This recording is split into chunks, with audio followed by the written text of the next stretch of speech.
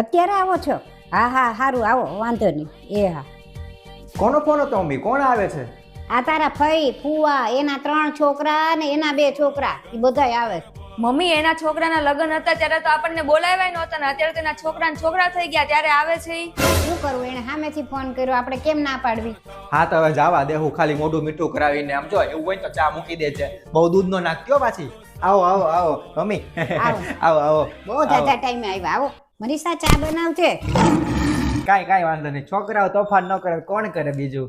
સમજો, ધ્યાન રાખજો, મેં તને કીધું તું એ વાત યાદ છે ને? હા હા ભાઈ, પાણીમાં ચા બનાવું છું, થોડુંક તો નાખવું ને. મમ્મી ઓલું જમવાનું છે કે નહીં તો પૂછી લો આપણે પાછું.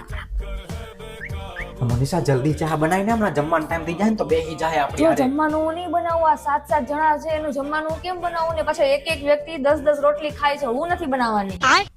મમ્મી મનીષા ના